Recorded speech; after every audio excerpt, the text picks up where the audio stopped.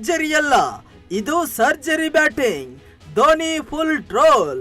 ಹೌದು, ಒಂದು ಕಾಲವಿತ್ತು ಮಹೇಂದ್ರ ಸಿಂಗ್ ಧೋನಿ ಎಂಬ ದೈತ್ಯ ಶಕ್ತಿ ಬ್ಯಾಟ್ ಹಿಡಿದು ಕ್ರಿಕೆಟ್ ಅಂಗಳಕ್ಕೆ ಬಂದ್ರೆ ಸಾಕು, ಎದುರಾಳಿಗಳು ಪತರ್ಗುಟ್ಟಿ ಹೋಗುತ್ತಿದ್ರು.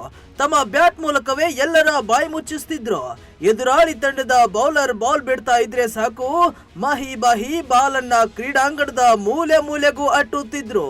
ಬೌಂಡರಿ ಸಿಕ್ಸರ್ ಸಿಡಿಸಿ ಅಭಿಮಾನಿಗಳು ಹುಚ್ಚೆದ್ದು ಕುಣಿಯುವಂತೆ ಮಾಡುತ್ತಿದ್ರು. ಇಂತಹ ಮಹೇಂದ್ರ ಸಿಂಗ್ ಧೋನಿ ಬ್ಯಾಟ್ ಇದೀಗ ಸಪ್ಪೆಯಾಗಿ ಬಿಟ್ಟಿದೆ. ಸದಾ ಸಿಕ್ಸ್ ಸಿಡಿಸಿ ಸೌಂಡ್ ಮಾಡುತ್ತಿದ್ದ ಸಿಂಗ್ ಬ್ಯಾಟ್ ಇದೀಗ ಸಪ್ಪಳ ನಿಲ್ಲಿಸಿದೆ. ಅದರಲ್ಲೂ ಸೀಸನ್ 18ರ IPL ನಲ್ಲಿ ಮಹೇಂದ್ರ ಸಿಂಗ್ ಧೋನಿ ಆರ್ಭಟವಂತೂ ಫುಲ್ ಡಲ್ ಆಗಿದೆ. ಆದ್ರೆ ಇದೇ ಧೋನಿ ಬ್ಯಾಟಿಂಗ್ ವೈಫಲ್ಯ ಮುಂದಿಟ್ಟುಕೊಂಡ ಧೋನಿಯನ್ನ ಟ್ರೋಲ್ ಮಾಡಲು ಶುರು ಮಾಡಿದ್ದಾರೆ ನೆಟ್ಟಿಗರು. ಸೋಷಿಯಲ್ ಮೀಡಿಯಾದಲ್ಲಿ ಮಹೇಂದ್ರ ಸಿಂಗ್ ಧೋನಿಯ ಆಟದ ಬಗ್ಗೆ ನಾನಾ ವ್ಯಾಖ್ಯಾನಗಳನ್ನ ಕೊಟ್ಟು ವಿಡಿಯೋವನ್ನ ಹಂಚಿಕೊಳ್ಳುತ್ತಿದ್ದಾರೆ.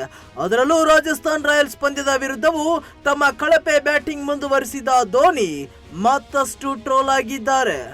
ಸೀಸನ್ 18ರ IPL 61ನೇ ಪಂದ್ಯದಲ್ಲಿ ಚೆನ್ನೈ ಸೂಪರ್ ಕಿಂಗ್ಸ್ ತಂಡ ಸೋಲು ಕಂಡಿದೆ. ಈ ಸೋಲಿಗೆ ಒಂದು ಕಾರಣ ಮಹೇಂದ್ರ ಸಿಂಗ್ ಧೋನಿಯ ನಿಧಾನಗತಿಯ ಬ್ಯಾಟಿಂಗ್ ಎನ್ನಬಹುದು. ಯಾಕಂದ್ರೆ ಡೆತ್ ಓವರ್ಗಳ ವೇಳೆ ಬ್ಯಾಟ್ ಬೀಸಿದ ಧೋನಿ ರನ್ ಗಳಿಸಲು ಪರದಾಡಿದ್ರು. ಅದರಲ್ಲೂ ತಾನೆದುರಿಸಿದ ಮೊದಲ 6 ಎಸೆತಗಳಲ್ಲಿ ಧೋನಿ ಕಲೆ ಹಾಕಿದ್ದು ಕೇವಲ 3 ರನ್ ಮಾತ್ರ. ಇದಾದ ಬಳಿಕ 1 6 ಬಾರಿಸಿದ್ರು. ಆ ಬಳಿಕ ಒಂದೇ ಒಂದು 4 ಕೂಡ ಬಾರಿಸಲಿಲ್ಲ.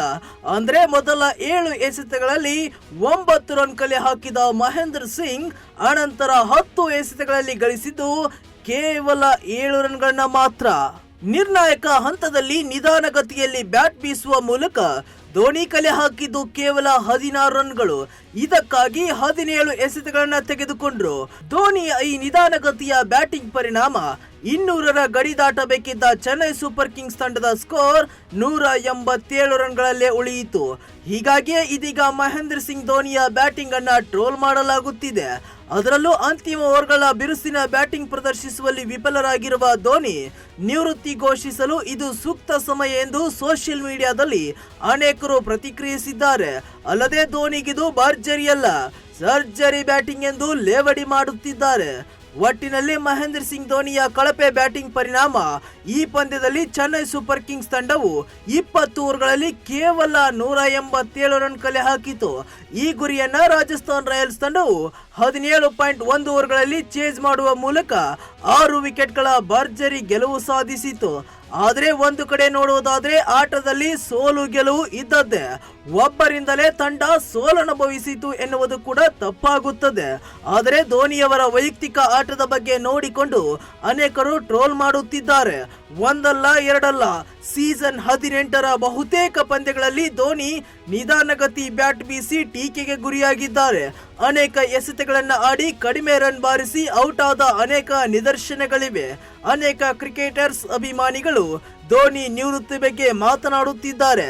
ಆದರೆ ಕಳೆದ 2-3 ವರ್ಷಗಳಿಂದಲೂ ಧೋನಿ ನಿವೃತ್ತಿಯ ಬಗ್ಗೆ ಮಾತುಕತೆ ನಡೆಯುತ್ತಲೇ ಇದೆ. ಆದರೆ ಧೋನಿ ಮಾತ್ರ ತಮ್ಮ ನಿವೃತ್ತಿಯ ಮಾತಿನ ಬಗ್ಗೆ ಎಲ್ಲೂ ತುಟು ಪೆಟ್ಟಿಕ್ ಅನ್ನುತ್ತಿಲ್ಲ. ಅವರ ಕ್ರಿಕೆಟ್ ಜರ್ನಿ ಇದೇ ವರ್ಷ ಕೊನೆಗೊಳ್ಳುತ್ತಾ ಅಥವಾ ಇನ್ನೊಂದು ವರ್ಷ ಮುಂದುವರಿಯುತ್ತಾ ಎಂಬುದರ ಬಗ್ಗೆ ಕಾದು ನೋಡಬೇಕಷ್ಟೇ.